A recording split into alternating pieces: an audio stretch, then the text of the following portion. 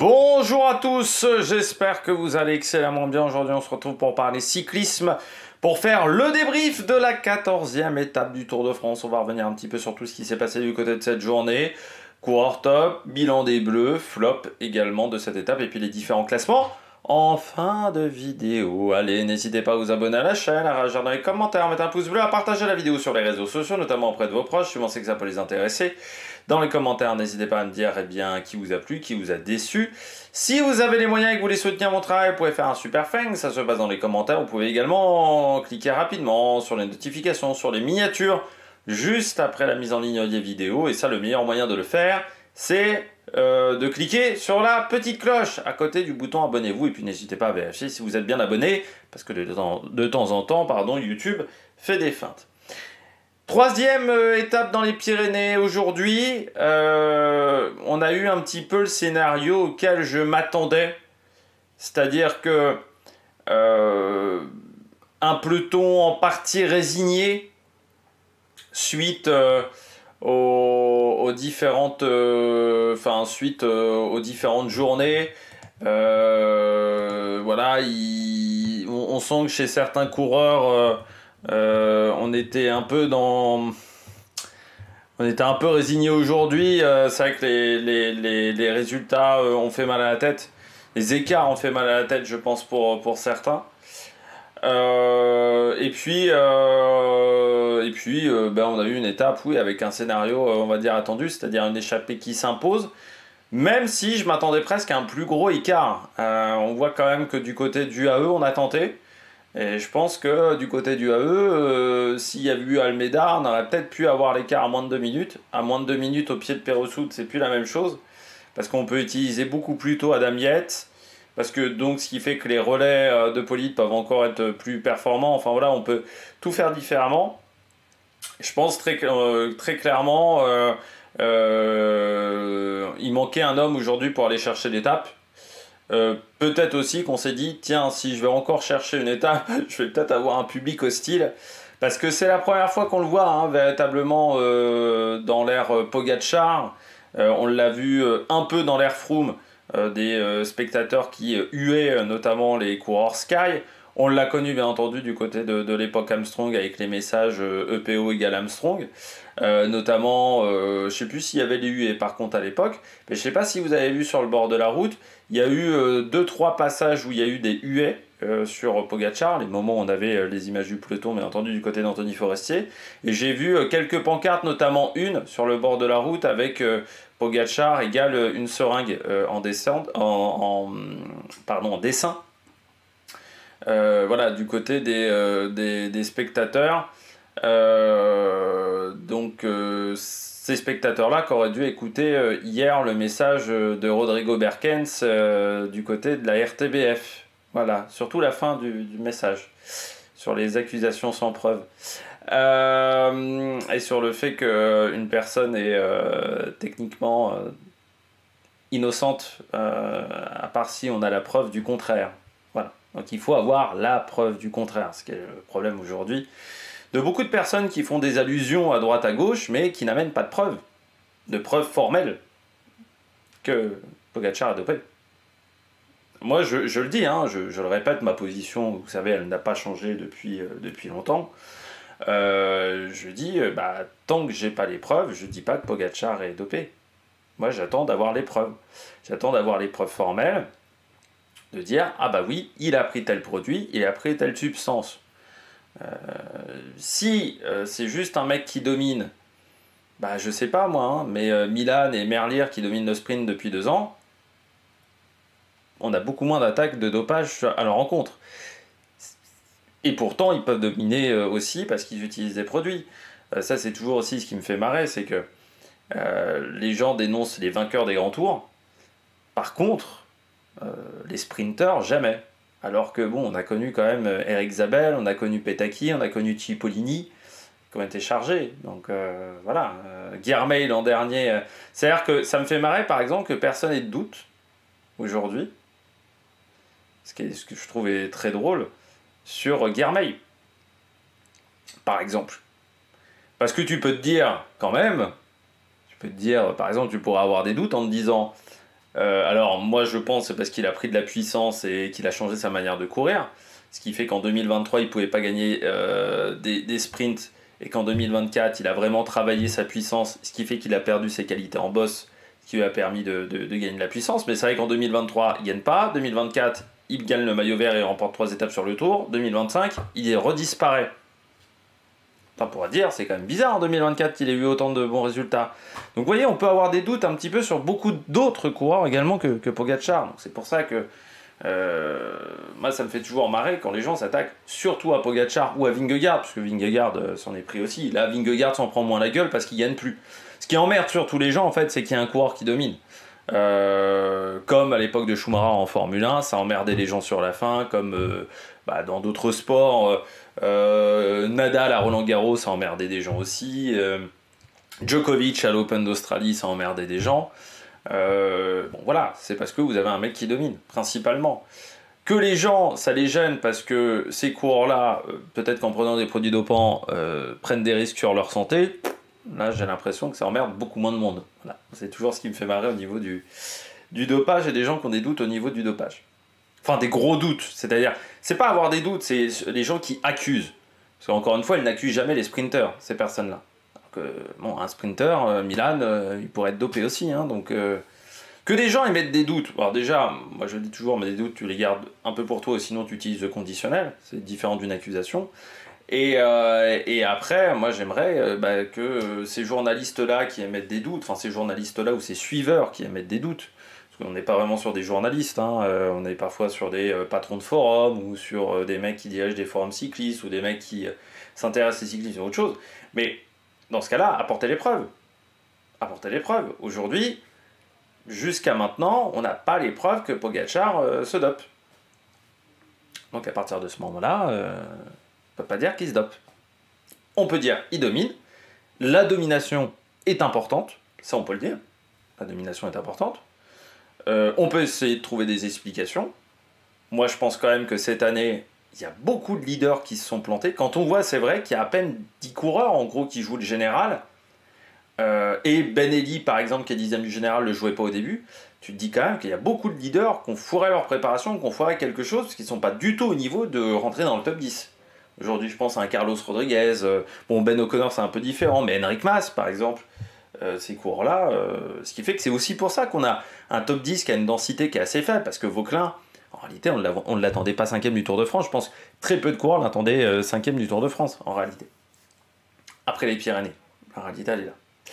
Bon voilà, c'était une petite parenthèse, vous savez que j'ai pas envie de rester plus longtemps là-dessus, encore une fois, parce que vous connaissez ma position pour ceux qui suivent la chaîne depuis de nombreuses années. Certains la respectent, d'autres ne la respectent pas, mais après ça, c'est autre chose. Début d'étape, énormément d'attaques aussi aujourd'hui. Alors c'est vrai qu'on a un Tour de France qui est rapide, hein. Je pense qu'on est sur des vitesses qui sont extrêmement élevées. Pas forcément à cause de la UAE. Foncièrement, à certains moments d'étape, les échappées mettent 3 plombes à sortir. Là encore, ça a été le cas aujourd'hui, la bonne échappée sort seulement du côté du Tourmalet. Donc, beaucoup d'attaques. On a eu du Quinn Simmons, Julien Lafilippe, Quentin Paché, Leknesund. On a eu également des chutes avec Clément Berthet, notamment. On a eu Mathis Louvel à l'attaque, Jonathan Milan, O'Connor, Tennyson, Fred White. Abandon de Steph Kras à 146 km de l'arrivée. Pas les jambes depuis quelques jours, hein. Steph Kras, on le sentait que les jambes n'étaient pas bonnes, pas dans le coup.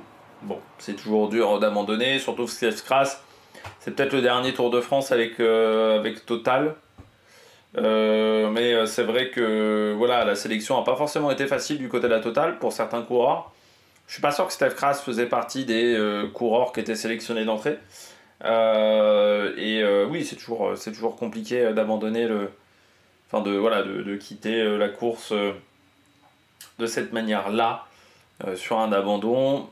Après, bon, est-ce qu'il avait pas les jambes ou est-ce qu'il aurait pu continuer encore? Toujours le problème, parce que je trouve qu'aujourd'hui il y a quand même pas mal de coureurs. On a connu les... On en reparlera des abandons. Je reparlerai des abandons parce qu'on va parler d'un autre coureur à un moment un peu plus en détail avec son abandon qui me gêne un petit peu. On y reviendra au niveau des abandons. 138 km de l'arrivée, on amène des cassures dans le peloton sous l'impulsion de la Visma, mais l'échappée ne se forme toujours pas. 51 km par heure parcouru dans la première... on a parcouru donc 51 km dans la première heure de course. 128 km de l'arrivée, le crash de Skelmose, accident de Skelmose, qui s'est pris encore un terre-plein central. Voilà, alors lui, un terre-plein central, un petit... oui, si, c'est une sorte de terre-plein central, comme à Paris-Nice. Voilà, donc ça lui réussit pas à Skelmose cette année. Et qui va abandonner quelques kilomètres plus loin. Paché, Verchet, Guerin Thomas vont tenter leur chance. Hugo Page, Alaphilippe, Delette, Stannard. Et puis en fait, on arrive au sprint intermédiaire. La Lidl Trek décide de se reconcentrer sur ce sprint intermédiaire, remporté par Jonathan Milan devant Van Der Poel. C'est-à-dire que nous sommes au pied du Tourmalet.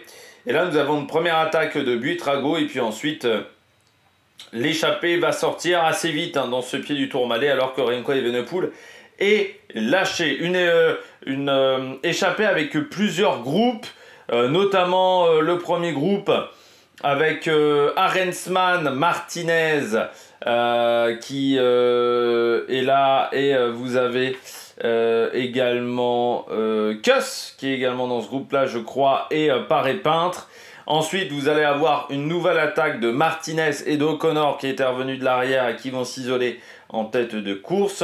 Situation à 100 km de l'arrivée. Nous avons le groupe numéro 1 donc avec Martinez qui a 15 secondes d'avance sur le deuxième groupe avec Kuss, Paré-Peintre, Arensman, O'Connor, Rubio.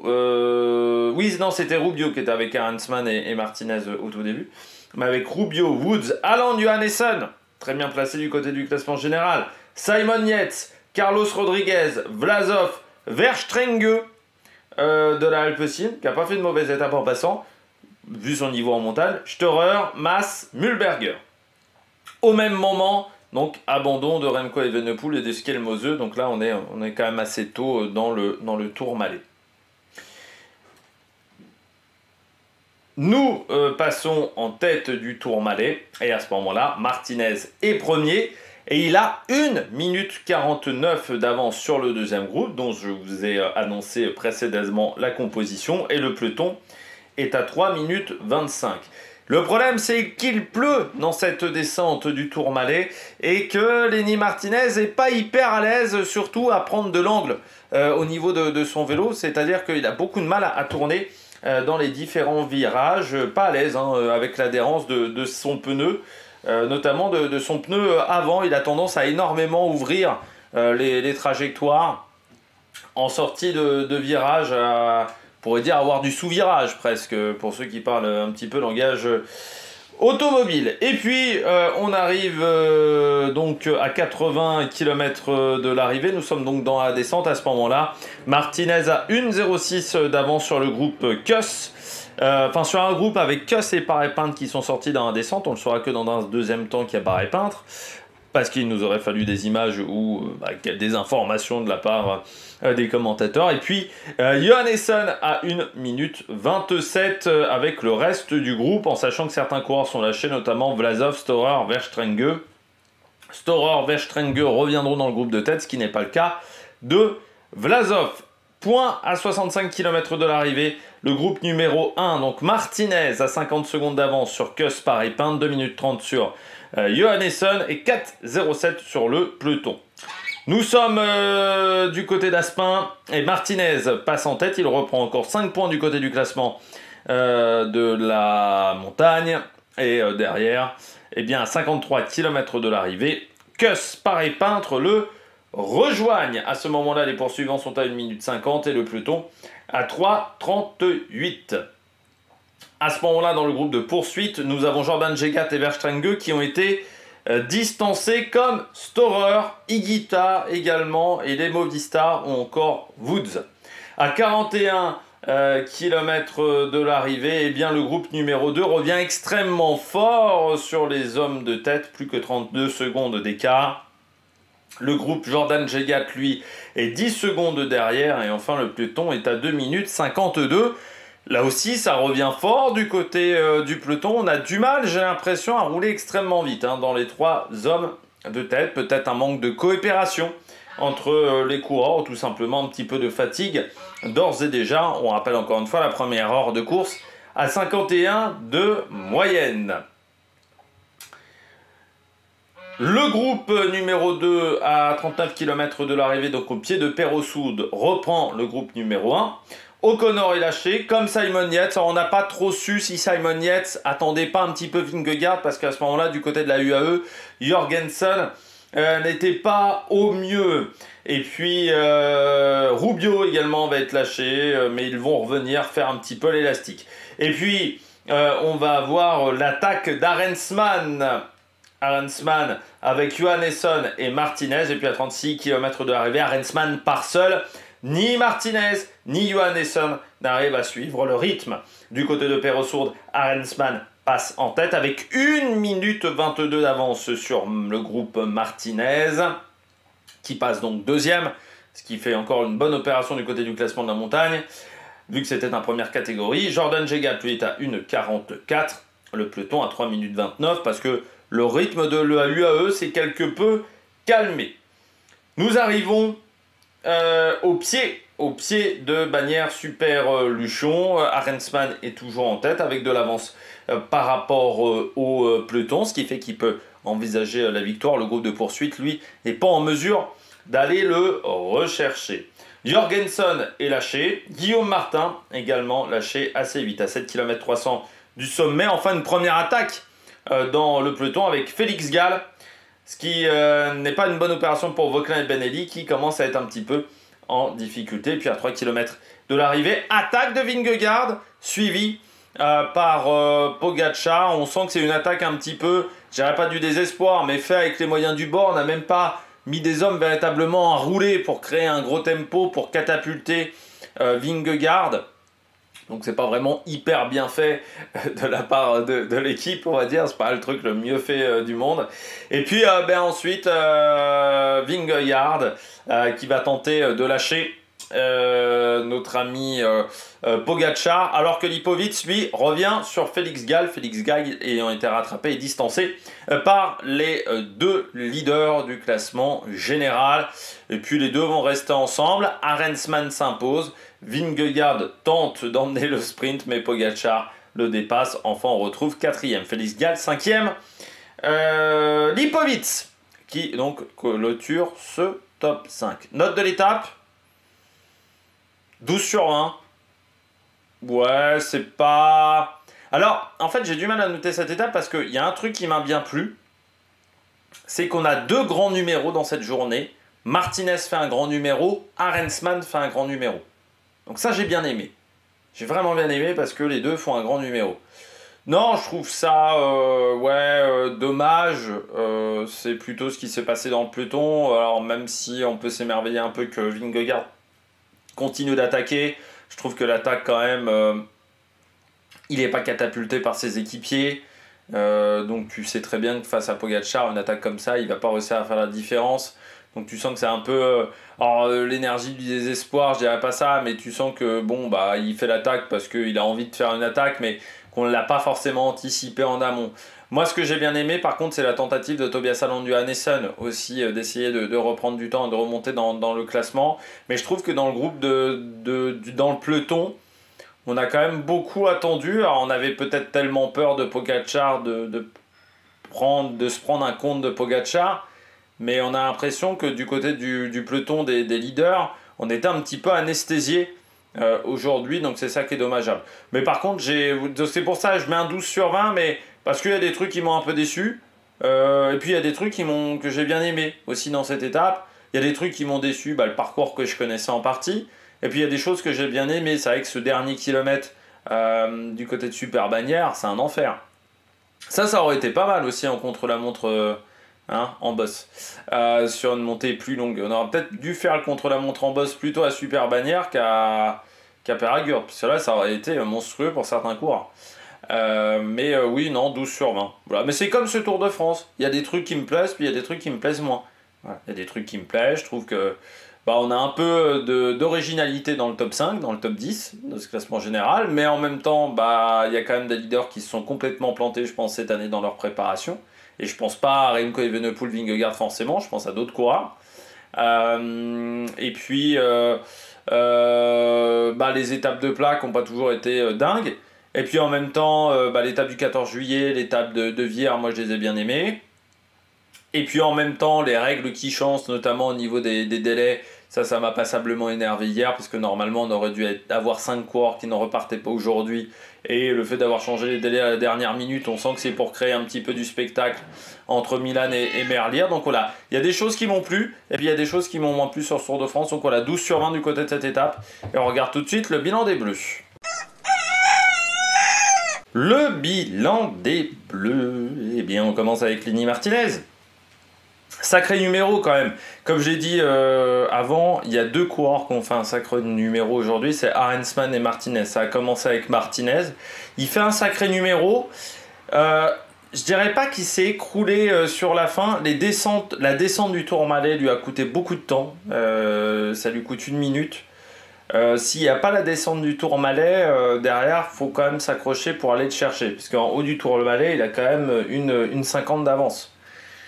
Il perd quand même 50 secondes très vite dans la descente du Tourmalet où il n'est vraiment pas allé dans la descente. C'est dans la descente qu'il a perdu du temps au final, Martinez.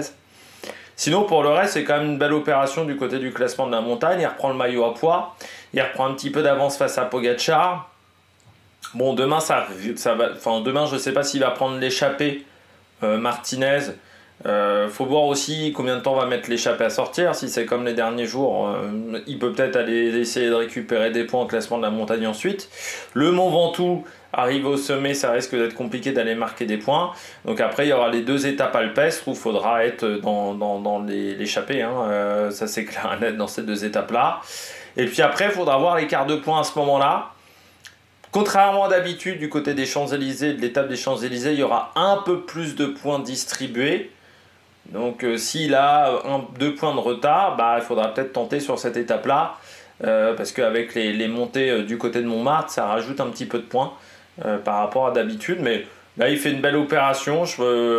Vous savez que j'avais des doutes hier sur le fait qu'il ait fait le chrono à fond. Au final, c'était une bonne idée. Voilà, je me suis trompé. Très clairement, moi, je pensais que c'était de l'énergie gâchée. Lui, il a dit... C'est vrai qu'il avait peut-être pas tort, il avait dit si je faisais une journée off, parfois j'ai du mal à remettre en route. Et il a dit comme ça je reste, on va dire, dans une allure course, même si en gros c'était pas pour aller marquer des points, mais c'était pour rester sur une allure course. Ça lui a plutôt bien réussi. Buitrago qui a fait la même chose a failli prendre la bonne échappée aussi, et était vraiment à 2 doigts de prendre la bonne échappée et de faire une chose intéressante aussi aujourd'hui sur l'étape. Donc je dirais que ça s'est plutôt bien marché du côté de la Bahreïn. Je trouve qu'il a bien géré les phases de plat. Après ils se font rattraper. J'ai l'impression que c'est quand ils étaient à 3. Alors sur les images que je voyais, ça avait l'air plutôt de bien collaborer. Mais là je trouve qu'ils perdent quand même beaucoup de points. Alors est-ce que les écarts n'étaient pas bons? Parce que aujourd'hui j'ai eu des doutes parfois sur les écarts entre les différents groupes. Voilà, bon, ils perdent un peu de temps à ce moment-là. Après... je suis pas sûr que lui il aurait été en capacité de résister au retour de Pogačar et de Vingegaard. Donc c'est peut-être pas plus mal qu'au final Martinez ait perdu du temps aujourd'hui avec le groupe de 3. Félix Gall, il a tenté dans le final. C'est vrai que c'est dommage que Oscar Onley n'ait pas essayé, que d'autres coureurs n'aient pas essayé. Lui il a tenté aujourd'hui, il a tenté d'essayer de reprendre du temps. Son équipe est encore forte, encore du très grand Callum Scottson. Lui, il est en forme quand même depuis quelques semaines, Callum Scottson. Et je trouve que voilà, l'équipe était bien en place. Du côté de la Décathlon, ils étaient 3. Donc 2 autour de Félix Gall au pied de Bannière Super Luchon. Non, de Super Bannière, de Luchon Super Bannière. Je l'ai pas dit dans le bon ordre du tout. Voilà, et puis il tente. Il confirme que les cols longs, c'est vraiment sa came. C'est vraiment là où il est fort. Donc dans les Alpes, il faudra se méfier de Félix Gall. Oui, il a du temps de retard, par exemple pour le top 5. Mais il est capable de reprendre beaucoup de temps sur une seule étape. Avec une équipe qui est quand même solide. Il y a des cols qui lui conviennent sur les Alpes. Donc non, il faudra s'en méfier de Félix Gall. Le 3e homme semble être Lipovic, mais est-ce que le 4e c'est pas Félix Gall? en montagne. Donc il faudra faire attention. Et puis Kevin Vauquelin, ouais, j'avais peur quand j'ai entendu son interview ce matin. Il disait 5000 mètres de dénivelé positif. C'est pas des choses que j'ai fait souvent. Je sais pas comment trop mon corps va réagir. Mais j'avais un peu peur hier aussi suite à sa réaction après le chrono. Parce que je l'ai vu après l'enregistrement de la vidéo où il avait dit j'ai eu des frissons. J'ai pas été forcément. Voilà, j'étais vidé après le chrono. Je m'étais dit, est-ce qu'il va réussir à faire une belle étape aujourd'hui avec l'enchaînement de cols? Est-ce que c'est pas l'étape de tous les dangers pour Kevin Vauquelin? Et au final, il s'en sort très bien. Alors peut-être aussi qu'il a profité du fait qu'il n'y a pas eu forcément une grosse bagarre dans le peloton. Parce que la UAE, il manquait un coureur du côté de la UAE pour lancer les grosses hostilités. Mais je trouve qu'il a fait une belle étape, voilà, Kevin Vauquelin. C'est vraiment une journée intéressante. Il est toujours dans le top 5 avec l'abandon de Remco Evenepoel. Et il est dans le top 5 du général. Et c'est vrai que je suis pas sûr que 50 000 personnes misaient un copec sur le fait que Vauquelin soit 5e du classement général après les Pyrénées. Je suis pas sûr qu'avant le départ du Tour de Suisse, beaucoup de gens misaient là-dessus. Donc c'est déjà une sacrée performance. Avec encore une fois un gros collectif Arkea, Raúl Garcia Pierna, Rodriguez. Raúl Garcia Pierna, il fait un très bon Tour de France en tant qu'équipier. Aussi du côté de Vauquelin, non, c'est intéressant. Et puis ça montre que du côté d'Arkea, on a bien bossé parce que les coureurs ont l'air d'être au top de leur forme au bon moment. Il n'y a pas que Vauquelin, encore une fois, Mama Ewen Kosciu semble bien. C'est-à-dire qu'on a plutôt bien bossé du côté de cette formation, notamment dans la gestion des pics de forme. Et quand tu vois d'autres coureurs en ce moment sur ce Tour de France, tu te dis il y a quand même beaucoup de coureurs qui se sont plantés, donc eux ont quand même réussi à faire cette performance et c'est pas si simple que ça de programmer des pics de forme. Plus moins, Jordan Jegat, ouais, dommage dans les descentes, il perd lui aussi beaucoup de temps. Il se fait décrocher avant Perresourde et c'est ce qui lui permet pas de revenir dans le groupe de devant. Il a anticipé, je pense que c'était pas une mauvaise idée aujourd'hui de la part de Jordan Jegat. Il était en bordure du top 10. Aujourd'hui, il pouvait peut-être. S'il échappait mais moins de temps à se former, si le groupe d'échappés, au lieu de se former au kilomètre 75, il se forme au kilomètre 45, aujourd'hui, il reprend peut-être 1 minute 30 à tout le monde, hein, Jordan Jegat, ce qui est une bonne affaire. Et il est peut-être dans le top 10 du général. Encore une fois, hein, du côté de la Total Energy, il fait son job. Lui aussi, on ne le voyait pas aussi haut du côté du classement général. En passant, je me faisais une remarque avec ces coureurs comme ça un petit peu surprenants qui sont dans le top 10. Je trouve que ce Tour de France cette année ressemble beaucoup au Tour de France 2014, notamment au niveau des écarts entre le meilleur et les autres coureurs, comme Nibali et le reste des autres, et les Jean-Christophe Perrault et autres. Il y avait un monde d'écart en 2014, pour ceux qui s'en rappellent. C'était 2014 2012 Non, c'est 2014. C'est après la victoire de Froome. En 2014, et avec sa victoire de Nibali. Et avec un Nibali qui était vraiment au-dessus du lot, et je pense en montagne, il n'avait pas forcé tant son talent que ça pour gagner ce tour. Et derrière, une belle bagarre pour le podium. On a vu quand même des retournements de situation aussi à certains moments du côté du classement général qui avait été très intéressant. Et avec une Décathlon qui avait su en profiter à l'époque, avec Jean-Christophe Perrault, mais également avec un Romain Bardet qui avait été intéressant sur ce Tour de France. Donc on souhaite la même chose aux coureurs et aux équipes françaises. Puis on aura peut-être encore des belles choses sur les étapes alpestres. Alors pas pour la gagne, mais pour les bagarres derrière. Mais ça fait partie également du Tour de France. Il n'y a pas que le vainqueur. Au Tour de France, il faut pas oublier qu'il y a peut-être 150 coureurs, 160 coureurs à l'arrivée. Et donc il y a forcément plein d'histoires aussi à raconter avec le Tour de France. Paris-Peintre, je pense qu'il n'a pas des jambes super. Je pense qu'il manque de jours de course, hein, Paris-Peintre. Voilà, la saison il y a eu un gros trou aussi dans sa saison, hein, comme Vingegaard, comme d'autres. Voilà, il n'a pas couru de Tirreno au Dauphiné, enfin très peu couru. Il a couru blessé lui parce qu'on n'avait pas repéré sa blessure. au niveau du sacrum. Ouais, pareil, je pense qu'il manque de jours de course. Alors là, aujourd'hui, maintenant, il a carte libre, hein, parce que vu que Evenepoel a abandonné, donc il n'y a plus à protéger le coureur belge. Et je pense qu'on le savait dès ce matin que Evenepoel n'aurait pas les jambes pour suivre. Je pense qu'on le savait dès ce matin. Du côté de la Quick Step. Du côté de Paris-Pinte, ouais, ça reste une journée intéressante. Encore une fois, je sais pas si ça... Enfin, ils ont bien collaboré Kuss et Paris-Peintre ensemble, mais après, ils ont mis quand même beaucoup de temps à revenir. Je pense que Paris-Peintre avait déjà du mal à suivre Kuss. Puis après, on a vu dans Perresourde que c'était un peu compliqué pour lui, mais il a fait sa course. Voilà, je pense qu'il n'a pas de regret à avoir aujourd'hui, Valentin Paris-Peintre. Mais voilà, forcément, le trou dans la saison lui coûte cher. En bonnet d'âne, Guillaume Martin. Ouais, alors, il joue toujours le général, Guillaume Martin. Là, je pense qu'aujourd'hui, tu vois Jegad dans l'échappée. Tu vois même un Tobias Allan Johannesson qui était dans l'échappée. Même Benelli, au départ, a tenté de prendre l'échappée.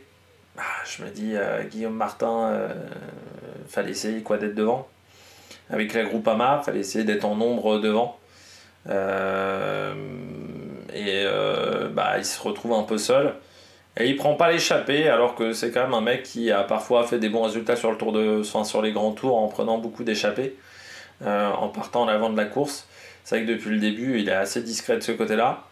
Et puis après, tu sens que dès que ça accélère, il y a meilleur que lui.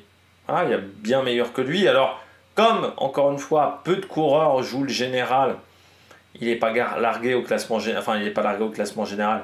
Il a toujours une place dans le top 15. Quand tu vois l'écart, par contre, il fait un peu mal. Ça, c'est clair et net. Mais du côté de Guillaume Martin, je pense que les jambes ne sont pas exceptionnelles. L'année n'est pas dingue quand même du côté de chez Groupama pour lui. C'est vrai qu'on aurait pu avoir des attentes. On avait des attentes un peu plus importantes sur la saison de Guillaume Martin. Parce que on se disait Cofidis, Groupama, peut-être un standing d'écart entre ces deux formations, notamment au niveau du matériel, mais peut-être au niveau de la préparation.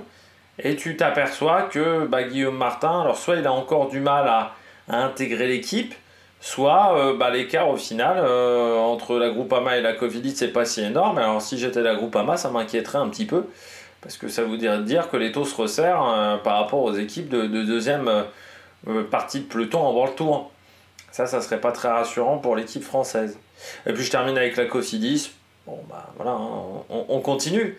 J'ai envie de dire, ils sont transparents depuis le début. Donc on verra demain. Est-ce que Aramburu tentera quelque chose demain, mais c'est dur, hein, quand même, la Cofidis, on voit quasiment pas les maillots. Hein. On a vu un petit peu Brian Cocard, avec son alliance, mais non, mais c'est vrai que sinon on les voit pas du tout, et ça fait de la peine parce que qu'en plus ils sont dans une situation au niveau des points UCI qui est quand même difficile, parce que l'équipe a quand même bien démarré l'année. Je me disais, on a peut-être mangé son pain noir en 2024 et qu'on va repartir sur une bonne saison 2025, et puis au final, c'est un peu la même chose. Là, aujourd'hui, c'est sûr que quand tu vois des résultats, que ça soit sur ce Tour de France, mais sur la globalité de la saison, je dirais qu'ils ne méritent pas de rester en World Tour. Voilà. Ils n'ont pas montré suffisamment de choses pour rester en World Tour. Donc il faudra voir l'an prochain s'ils se retrouvent en deuxième division. Je pense que de toute manière, il y aura un point qui sera fait après le Tour de France au niveau de Cédric Vasseur. Je pense que voilà. Je pense qu'il aura déjà du mal à sauver sa tête après le Tour de France. Et je pense qu'il sautera à la fin de la saison de toute manière. Si l'équipe reste pas en World Tour. Mais j'ai envie de dire, bon, t'enlèves Cédric Vasseur, ok, tu mets quelqu'un d'autre, mais je pense que le vrai problème c'est le collectif qui est pas très fort. Et puis avec des coureurs qui arrivent chez Cofidis où t'as l'impression que c'est pré-retraite. Hein. C'est vrai que Bourman, Tuns, par exemple, ils arrivent de d'autres formations. On avait vu déjà le cas avec Goujard, où ça n'avait pas été si fantastique que ça non plus chez Cofidis. Ils ont du mal à être performants. Donc, est-ce que c'est un problème avec le staff plus globalement, mais ce qui fait que le départ de Cédric Vasseur ne changera rien? Ou est-ce que tout simplement c'est plutôt les coureurs qui n'arrivent pas à se motiver correctement pour être performants? Mais il y a un souci avec la Cofidis, ça c'est clair et net. Attaque de Marlou! Les coureurs au top? Arensman, bah, sacré numéro aujourd'hui. Parce que 36 km en solitaire, mais il a fait beaucoup d'efforts avant. Il fait beaucoup d'efforts déjà dans le début du Tourmalet. Là, je me dis à ce moment-là, oh non, quand je vois qu'il y a aussi Rodriguez, je me dis après, oh non, ils vont le sacrifier pour Rodriguez. Oh, les cons, ils vont le sacrifier pour Rodriguez. Je me dis encore ça au début de Perresourde. Oh, ils vont le sacrifier pour Rodriguez, ils vont le sacrifier pour Rodriguez. Ne faites pas ça, ne faites pas ça, il est en forme, Arensman, laissez-lui sa chance. Et puis après, bah non, alors est-ce que Rodriguez a dit assez vite qu'il n'avait pas les jambes exceptionnelles et qu'il fallait laisser partir Arensman? Est-ce qu'aujourd'hui ils étaient plutôt co-leaders? Ce qui fait que quand un est parti, l'autre n'a pas essayé de le pourchasser. Moi, j'ai l'impression que c'était plutôt ça co-leader, parce que tu vois quand même un moment qui roule. Tu sais pas trop si c'est pour faire les points ou s'il n'a pas l'information comme quoi son équipier est devant. Ça n'a pas duré très longtemps. Mais oui, du côté d'Arensman, c'est une belle victoire. C'est vrai c'est pas une saison facile pour lui parce que il visait le Giro. Quand même Arensman, que son début de course en Albanie a été très compliqué et qu'ensuite il n'a jamais réussi à sortir de cette spirale négative après cette épreuve du Tour d'Italie où c'est vrai que le départ en Albanie a été catastrophique, mais en même temps vu qu'il a l'air d'être en forme maintenant, c'est peut-être que les jambes n'étaient pas forcément super bonnes en début de Tour d'Italie, sauf que vu le parcours il fallait être en forme. Et puis après c'est vrai qu'on en attendait presque plus d'Arensman quand il est arrivé chez Ineos. Quand vous vous souvenez, il quitte DSM à l'époque pour rejoindre Ineos, on se dit moi je me dis notamment, mais j'étais pas le seul à me le dire, tiens, on est sur la future pépite d'Ineos et ce mec là il va jouer le classement général, il y a des grands tours. Puis au final, je crois que son meilleur résultat pour le moment c'est une 7ème place sur le Tour d'Italie. Derrière vous avez Carlos Rodriguez, je dirais qu'il lui passe devant dans la hiérarchie de la formation. Geraint Thomas qui reste toujours là. Et ce qui fait que son passage chez Ineos ne reste pas forcément pour le moment dans les annales. Eh bien, cette victoire va peut-être lui redonner de la confiance à Thymen Arensman. Il fait une belle semaine. Le 14 juillet, il était là. Il est vraiment fort depuis le début depuis un lundi dernier. Il montre vraiment des très très belles choses. Là, il a montré une belle gestion de l'effort parce qu'il arrive quand même à garder du tempo même dans le dernier kilomètre. Il ne s'écroule pas du tout dans les 2-3 derniers kilomètres alors que pourtant ça fait une heure quasiment qu'il est en solitaire. Donc c'est vraiment bien de la part d'Arensman, content pour lui. Content pour l'équipe aussi parce que c'est vrai qu'Ineos c'est un tour difficile jusqu'à maintenant. Et heureusement qu'il y a Arensman parce que c'est lui qui apporte les meilleurs résultats de l'équipe. On va revenir sur l'histoire de la voiture parce que la voiture Ineos a renversé une spectatrice, alors pas à haute vitesse a renversé la voiture, je pense, de toute façon il suivait Arensman, donc je pense à une trentaine de kilomètres/heure à ce moment là. La spectatrice qui était sur la route, elle était sur la route à ce moment-là. Alors je sais bien que dans ce genre de cas, normalement les voitures essayent d'éviter, sauf que je rappelle que dans la voiture des directeurs sportifs, on parle aux coureurs, on regarde la tablette Vélo Viewer, on commence à penser au prochain bidon qu'on va donner, c'est une voiture qui est un petit peu en bordel, forcément des fois t'es pas attentif, mais la madame n'avait rien à faire sur la route, n'avait rien à faire à empiéter comme ça sur la route. Et moi je suis désolé, mais quand vous avez des spectateurs qui empiètent sur la route, ils savent qu'ils prennent un risque. À partir du moment où ils savent qu'ils prennent un risque, pour moi c'est dommage pour cette madame-là, mais pour moi la voiture d'Ineos n'en est pas responsable, parce que encore une fois, cette madame n'a rien à faire là à ce moment-là de la course. Du côté essayer de faire ce que font les directeurs sportifs dans une journée, c'est pas reposant. On leur demande beaucoup, aux directeurs sportifs, gérer la stratégie, en même temps conduire. Déjà, essayer de conduire et de penser à autre chose. Vous allez voir, dans une voiture de tous les jours, c'est pas toujours évident. Imaginez, voilà, essayez de penser à votre liste de courses et en même temps conduire. Vous allez voir que peut-être que vous allez faire des erreurs de conduite à ce moment-là. Où vous allez être moins attentif. Eh bien, imaginez que vous pensez à votre liste de courses, en même temps, vous tripotez quelque chose dans le bas, je sais pas, de la contre-porte, et puis qu'en même temps, vous avez du monde sur tous les côtés. Voilà. Bah, c'est compliqué de ne pas renverser quelqu'un, mais cette madame-là aurait peut-être été renversée également par une voiture de la caravane publicitaire. Auparavant, elle n'avait rien à faire là, cette personne. Voilà, elle n'avait. Et puis surtout, quand tu fais ça, juste désolé, hein, mais quand tu empiètes sur le bord de la route, t'essayes d'avoir les qualités physiques, t'essayes d'être réactif.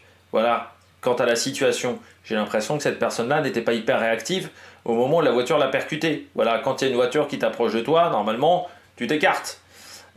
Surtout quand t'es pas sur un passage piéton. Voilà, donc là, dans cette situation-là, pour moi, cette madame n'avait rien à faire là. J'espère que du côté d'Ineos, ce mec-là n'en prendra pas trop plein la gueule. J'espère aussi qu'il ne se prendra pas une pénalité ou qu'il ne sera pas exclu demain, parce que pour moi, ça aurait pu arriver à n'importe quelle voiture à partir du moment où vous avez un public qui n'est pas toujours discipliné. Autant j'avais souligné du côté d'Otakam, par exemple, je trouvais le public était plutôt discipliné. Du côté de la côte de Pêche-David, le public était discipliné.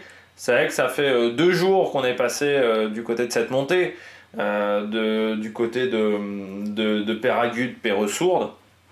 Déjà du côté de Péragude, vous aviez des gens qui avaient parfois escaladé les petites cordelettes. Voilà, j'ai trouvé le public moins discipliné sur cette montée-là. Benelli, belle étape de Benelli, parce qu'il essaye de prendre l'échappée, ça marche pas. Mais il a essayé, il a quand même attaqué. Mais bon, ça marche pas. Hein, tu te dis, bon, à ce moment-là, il va se concentrer sur l'étape de demain ou sur les Alpes.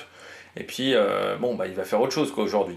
Sauf que, il s'est rappelé qu'il était 11e du général ce matin, Benelli. Sauf qu'avec l'abandon de Remco Evenepoel, ça faisait gagner une place au classement général. Eh bien, je trouve que la montée finale qu'il réalise, il est lâché après Vauclin. Vauclin qui est quand même plutôt en bonne condition physique en ce moment. Il est lâché tard quand même, Benelli. De base, c'est pas un pur grimpeur, Benelli. Donc là, ce qu'il a fait aujourd'hui, ça va peut-être changer la donne du côté de la l'AEF. Peut-être que du côté de la l'AEF, en partant sur ce Tour de France, on jouait pas du tout le classement général. On misait pas du tout là-dessus. Mais vu les circonstances de course qui évoluent, un Benelli, s'il arrive à se refaire la cerise, il se refait quand même plutôt bien la cerise d'un jour à l'autre. L'objectif top 10 du général, ça peut être intéressant pour la formation américaine. Parce que là, quand on regarde, il est pour le moment pas très loin. En plus, il est 9e voilà, du général à 18 minutes pour le moment. Mais il a quand même de la marche sur Carlos Rodriguez qui est 10e, qui est quand même 10e Carlos Rodriguez, alors qu'on ne l'a pas vu de la course, c'est ça qui est extraordinaire. Et Johannesson est pour le moment imprenable, mais il est quand même pas mal, hein, Benelli, donc je trouve que, ouais, intéressant de voir ce que ça va donner pour la suite, mais là, aujourd'hui, il finit quand même 7e de l'étape avec Roglic, hein. Roglic qui au final donc n'a fait qu'une seule bonne journée depuis le début de ce Tour de France. Là il fait 8e, donc on a retrouvé la vraie hiérarchie de l'équipe Red Bull Bora Hansgrohe. Mais Benelli vraiment très bien, 2,46 sur une étape comme ça, sur une arrivée comme ça. Je trouve que c'est plutôt une très très belle étape. Tu vois, par exemple, Guillaume Martin il prend bien plus cher, donc non, pour un mec qui joue normalement pas le classement général des courses, c'est plutôt une belle performance. Lipovic, toujours le 3e homme, il confirme. C'est le 3e homme, je pense, de ce Tour de France. Il reprend de l'avance par rapport à Oscar Only. Il reprend de l'avance par rapport également à Tobias Haaland, Johannesson. Il reprend de l'avance par rapport à Kevin Vauclin. Pour moi, c'est une belle journée de la part de Lipovic. Il reprend aussi de l'avance par rapport à son équipier, Primoz Roglic. En plus, moi, ce que j'ai aimé, c'est qu'il a essayé de suivre l'attaque de Vingegaard. Il aurait pu tout de suite essayer de trouver son rythme, mais non, il a quand même essayé de voir ce que ça faisait de suivre une attaque de Vingegaard. Alors, au bout d'un moment, il a lâché, mais je trouve qu'au moins il a essayé, il a tenté, ce qui n'a pas été le cas de tous les coureurs depuis le début de ce Tour de France. Donc moi j'ai bien aimé, voilà, ce qu'a fait Lipovic. J'ai envie de dire journée RAS du côté du coureur allemand. Et puis j'ai bien aimé également Tobias Aland Johannesson. Il avait déjà pas grand chose à perdre hier, Tobias Aland Johannesson, quand tu regardais le classement général. Une belle marche pour le top 10, ce qui était, je pense, l'objectif de départ du côté de la Uno X. Et en même temps, s'il continuait de suivre, on va dire, le peloton, il avait quand même du retard par rapport aux hommes de tête. Et je pense par rapport à Oscaroni, parce qu'il avait perdu un petit peu de temps à certains moments en course, Tobias Aland Johannesson. Alors qu'il avait pris la bonne bordure le premier jour, mais il avait perdu du temps à Boulogne, il avait perdu un petit peu du temps à droite à gauche, Tobias Aland Johannesson. Donc pour moi, il fallait essayer aujourd'hui. Oui, il a bien fait d'essayer.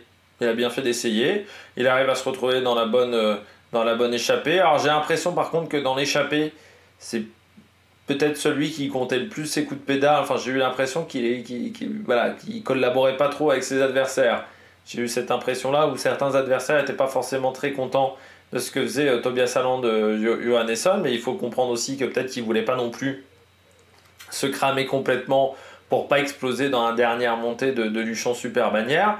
Et pour un mec qui a pris l'échappée, donc qui a passé quand même 80 km peut-être dans un petit peloton, à peu près aujourd'hui, réussir quand même à garder le rythme sur la fin alors qu'il est rattrapé, et au final ne perdre que 50 secondes sur Oscaroni, mais surtout pas perdre grand chose sur Roglic et Benelli, il perd 13 secondes. Eh bien, je trouve que c'est plutôt pas mal. Et il gagne quand même du temps sur Kevin Vauquelin. Et moi, j'ai envie de saluer le panache. Moi, je trouve que c'était une bonne idée aujourd'hui qu'un coureur comme cela, qui n'était plus dangereux face à Pogačar, tente de remonter au niveau du classement général. Ça a failli marcher. Voilà, encore une fois, si l'échappée part un petit peu plus tôt, ça peut peut-être marcher pour Tobias Aland Johannesson. Mais j'aime bien ce que propose la Uno X depuis le début de ce Tour de France, avec beaucoup d'offensives, beaucoup d'attaques. Bon, la victoire de Jonas Abrahamsson, mais ce que fait l'équipe, et puis Tobias Aland Johannesson, pour le moment, ça tient toujours. Après les Pyrénées, donc là aussi, c'est très intéressant du côté du Norvégien, parce qu'encore une fois, jusqu'à maintenant, au niveau de la montagne, on n'avait pas vu véritablement son talent jusqu'à maintenant sur ces étapes-là. On poursuit tout de suite avec les bonnets d'âne. Du côté des bonnets d'âne, je ne vais pas me faire des amis en Belgique, je le sais déjà, mais peut-être également en France. Remco Evenepoel. Moi, ce qui me gêne dans son abandon, bon, il décide d'abandonner, ok. Moi déjà, j'ai l'impression que c'est pas pour maladie. Voilà. Moi j'ai cette impression-là. Après, peut-être qu'il va faire un communiqué pour dire qu'il était malade, qu'il avait une rhinopharyngite, qu'il avait une bronchite, qu'il avait un truc comme ça. Dans ce cas-là, je dirais, bon ok, c'était dangereux pour lui de continuer. Encore une fois, pour moi, il ne faut pas continuer non plus, faire une Sandy Dujardin l'année dernière, c'est-à-dire continuer si ça peut mettre en difficulté ton intégrité physique. Donc on sait que quand vous êtes malade au niveau cardiovasculaire, ça peut avoir des conséquences. Demandez à Colbrelli notamment, qui a couru avec la Covid certainement, et ça ne lui a pas vraiment réussi ensuite sur le Tour de Catalogne. Mais si c'est juste parce qu'il n'avait pas les jambes, alors moi je suis désolé, mais là je n'accepte absolument pas son abandon. Pourquoi ? Il est 3e du général, il a le maillot blanc. Il a un maillot distinctif. Quand on a un maillot distinctif, ça se respecte. Voilà. C'est du respect envers l'organisateur. C'est du respect envers l'organisateur, c'est du respect également envers le sponsor de ce maillot distinctif. Parce que Chris, qui est le sponsor de ce maillot distinctif, il ne paye pas 1000 € pour être sponsor. Donc ils aimeraient bien être visibles. Si il a juste abandonné parce qu'il était largué, parce qu'il était à 3 minutes du peloton et parce qu'il n'avait pas les jambes aujourd'hui, je suis désolé, mais non. On n'abandonne pas parce qu'on n'a pas les jambes. Sinon, Johan Ofredo, il y a un Tour de France où Johan Ofredo, je crois que pendant toutes les étapes, il n'avait pas les jambes. Je crois au bout de 3 jours de course, il n'avait pas les jambes parce que je crois qu'il avait une chute, Johan Ofredo. Il n'a pas abandonné. Pourtant, il n'avait plus rien à jouer, Johan Ofredo. Il n'avait plus rien à jouer à ce moment-là. Mais il a continué.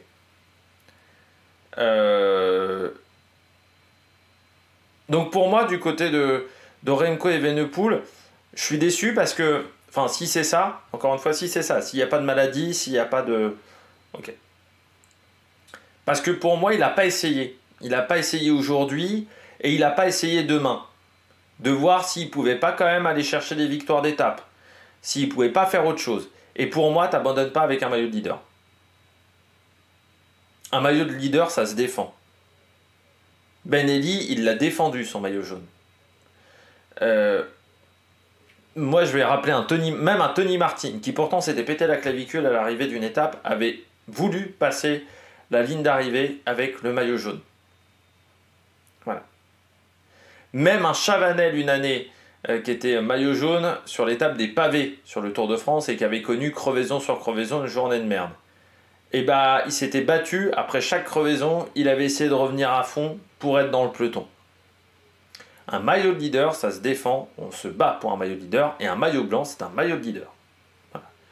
Ensuite, pour moi, quand tu es dans le top 3 du général, abandonner juste parce que c'est peut-être en dessous de tes objectifs, tu n'as pas les bonnes jambes, tu as un petit peu fort de café aussi. Donc pour moi, quand tu es dans le top 3 du général, ben là encore, il est encore dans le top 10, quoi. Enfin, potentiellement ce soir, il aurait peut-être pu être encore dans le top 10 du général, vu les écarts. Bah, c'est sympa pour Soudal Quick-Step, mais bon, je trouve ça là aussi dommageable parce que un top 10 sur un Tour de France, c'est pas n'importe quoi quand même. Et puis qu'il pouvait encore aller chercher des victoires d'étape. Parce que peut-être qu'aujourd'hui, c'était une journée moins bien, mais peut-être que demain, il aurait été en capacité de se refaire la cerise. C'est pas comme si sur une Vuelta, une année, il avait été en capacité de repartir, de redémarrer, de relancer la machine et qu'il avait fait une super Vuelta au niveau des victoires d'étape. Alors certains vont me dire, oui, mais t'avais dit que David Gaudu, il devait arrêter. Oui, mais David Gaudu, il avait un trou dans la main. Et je pense que David Gaudu, il a essayé un jour, 2 jours. On voyait bien qu'il n'avait pas les jambes et que là, en fait, il reprenait pas du rythme. Donc là, oui, dans ce cas-là, t'abandonnes. Mais là, pour moi, il n'a pas essayé. Remco Evenepoel. Et c'est ça qui m'embête un petit peu, c'est qu'il n'a pas essayé. Et surtout, ce qui m'embête grandement, là, c'est parce qu'il était 3e du général et maillot blanc. Et je trouve que c'est un manque de respect envers l'organisateur d'abandonner comme ça. Alors après, c'est pas la première fois en plus que, bon, au niveau de son abandon, au niveau des organisateurs, on pourrait ne pas être content. On se rappelle du Giro, quand il a la Covid, il n'avait pas prévenu les organisateurs. Il abandonne après la journée de repos, et il n'avait pas prévenu les organisateurs. Le mardi matin, les organisateurs ils se retrouvent, ah bah il n'y a pas Remco Evenepoel, il a abandonné. Et je peux te dire que le directeur du Giro, le patron de RCS, le Christian Prudhomme italien, vous savez, le mec qui a les cheveux un petit peu avec la gomina en arrière et qui a la chemise au moins 4 boutons ouvertes avec les poils qui ressortent. Et ce mec-là qui est dans la voiture de RCS, et ben, il n'avait pas du tout aimé. Et il l'avait fait savoir en interview. Donc voilà, j'espère que du côté de Remco Evenepoel, il y avait une maladie. Mais s'il n'y avait pas de maladie, bah pour moi, tu t'essayes. T'essayes, et puis après on voit, mais t'essayes quand même.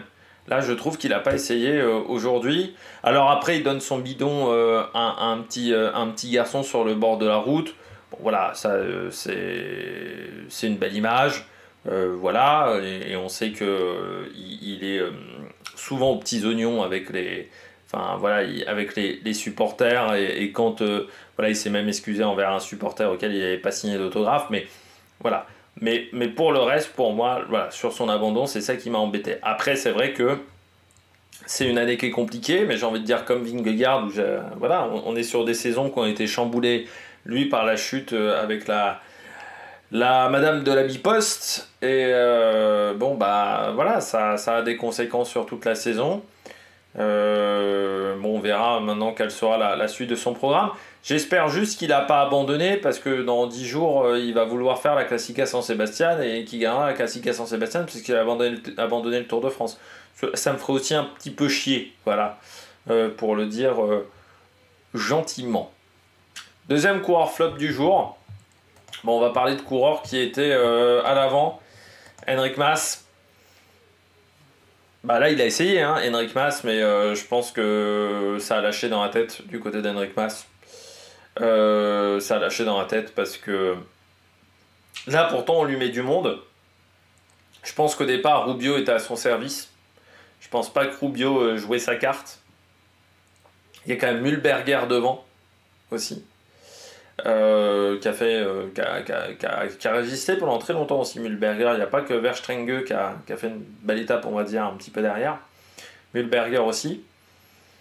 Mais il est lâché super tôt, il est repris par le peloton très vite. Pas les jambes. Là, bon, ça veut pas. Là, pour moi, par exemple, Enric Mas, en voyant qu'il n'a pas les jambes et qu'il ne sera plus acteur de la course, là, pour moi, il peut abandonner. Mais parce qu'il a essayé. Aujourd'hui, il a essayé. Ça marche pas. Les jambes sont pas bonnes.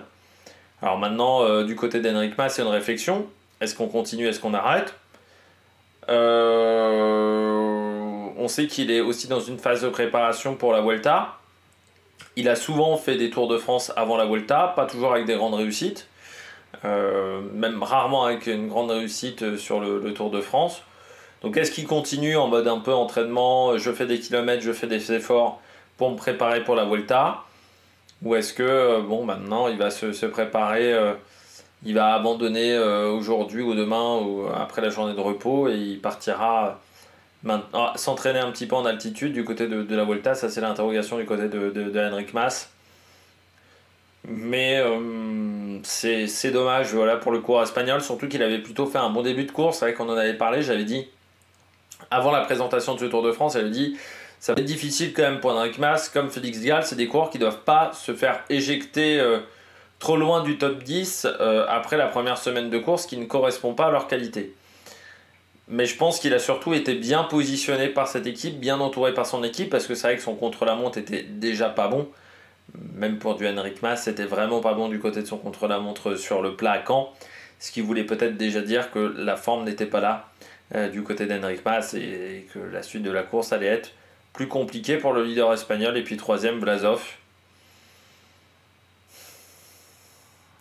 Alors, j'ai du mal à comprendre parce qu'il arrive quand même à prendre les échappées. Ça fait plusieurs jours qu'il arrive à prendre les échappées. Par contre, dans les échappées, il est complètement inexistant. Je me dis même jusqu'à quel point ça a un intérêt de le mettre dans l'échappée parce que il faudrait peut-être attendre qu'il se refasse un peu la cerise, Vlasov, attendre 2-3 jours qu'il finisse un peu dans le groupe Eto. Et puis après, voilà, tu essayes de repartir à l'attaque. Là, il est encore dans l'échappée, mais en gros, il a été inexistant. Alors en plus, il n'y a pas qu'en France, au niveau technique sur le vélo, on n'est pas exceptionnel. École de cyclisme en Russie, il va falloir travailler sur les qualités en descente. Puisque Vlasov, il nous a fait un peu une Zakharine quand même, là, dans les différentes descentes. Il était pas à l'aise du tout, enfin il était crispé, vraiment ça m'a fait penser à Zakharine Nance Peters, ceux qui s'en rappellent, mais là il descendait comme un veau. C'était c'était dur, c'était très très dur. Il y avait les trajectoires, ça allait pas, il était tendu sur le vélo. Et puis après, bon, de toute manière, à la pédale, il n'aurait pas fait long feu quand tu vois comment il est lâché. Donc il n'a jamais réussi à reprendre la route Jordan Jegat par exemple. Voilà, ça a été très compliqué du côté de Vlasov, mais c'est dommage parce que c'est quand même un coureur qui a du talent, Vlasov. Mais on a misé sur lui aussi chez Bora et chez Astana. Mais tu as l'impression aujourd'hui, comme avec Bourman l'an dernier ou comme d'autres coureurs, que c'est comme Kemna aussi qui a quitté cette formation allemande, que c'est plus. Qu'on n'attend plus rien de lui et c'est surtout que c'est plus un coureur qui est. Qu'on a envie forcément de conserver. C'est-à-dire qu'on sent qu'il est là, il est dans l'effectif, mais c'est plus forcément un coureur important pour les leaders. On a l'impression qu'il est même moins important encore que Hindley.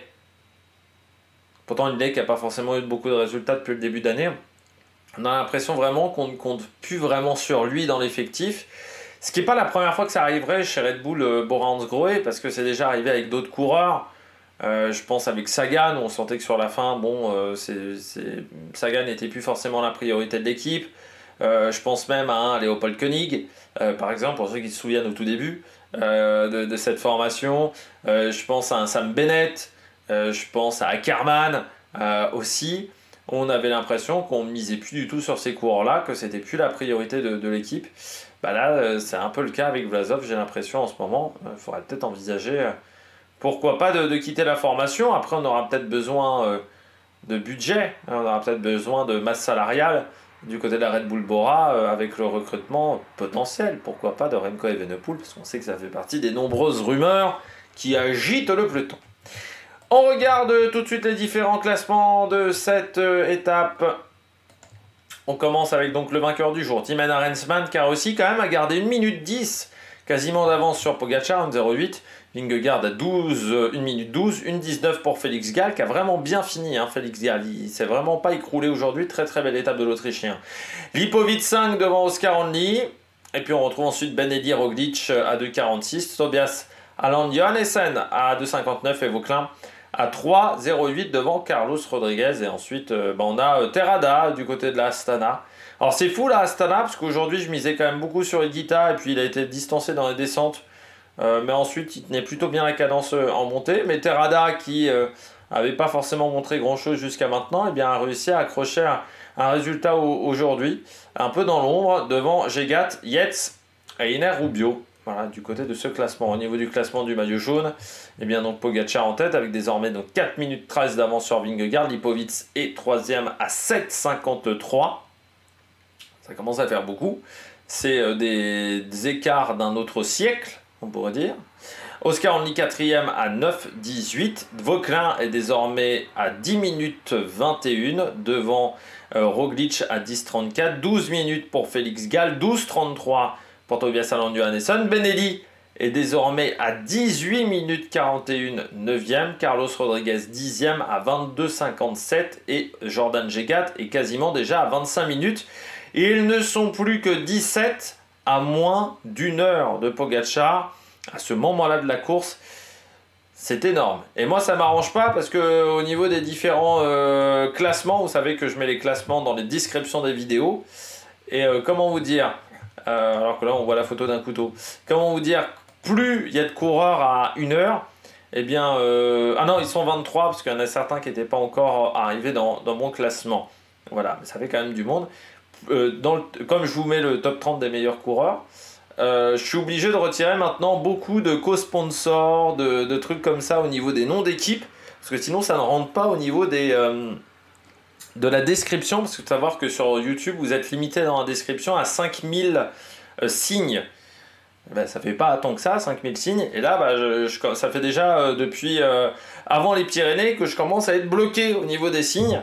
Et je pense qu'il y a un moment de la course où il n'y aura plus le top 30 du général, mais plutôt le top 25, parce que j'arriverai plus à enlever suffisamment d'informations pour que ça rentre dans ma partie description. Jonathan Milan en tête du maillot vert, il a repris des points aujourd'hui devant Pogacar. Donc l'écart remonte à une trentaine de points, 28 précisément entre les deux. On retrouve ensuite Van Der Poel, Guilherme Merlier. Le classement de la montagne, donc Martinez repasse en tête, mais avec 8 petits points d'avance sur Pogacar, donc ça serait bien de faire augmenter cet écart. Arensman, lui aussi, progresse dans ce classement et revient à 12 points devant Vingegaard. Et Michael Woods, toujours là, à 22 points, hein, donc c'est pas non plus complètement largué du côté de Michael Woods. Le maillot blanc, Lipovic donc en tête, qui prend donc désormais ce maillot blanc, avec 1,25 d'avance sur Oscar Only, Vauclin à 2,28, 10 minutes pour Ben-Eddy et un quart d'heure pour Carlos Rodriguez, sinon tous les autres coureurs sont déjà à plus d'1 heure, et puis le classement par équipe, la Visma en tête devant la UAE, Decathlon passe devant Arkea, mais vous voyez, hein, seulement pour une petite seconde, la Bora Hansgrohe est pas très loin derrière, et là aussi on a des écarts monumentaux, la Groupama recule de 2 places, la Total Energy également sort du top 10 pour le moment du côté de ce classement. Voilà. Et Uno X, c'est dommage hein, pour Tobias Aland Johannessen, c'est la voiture qui est très loin dans la file pour le moment. Je voulais juste vous donner l'écart pour le bonnet, pour la lanterne rouge, pardon, c'est Jordi Meus qui est lanterne rouge de ce Tour de France désormais. 3,33, 34, voilà, de retard par rapport au leader.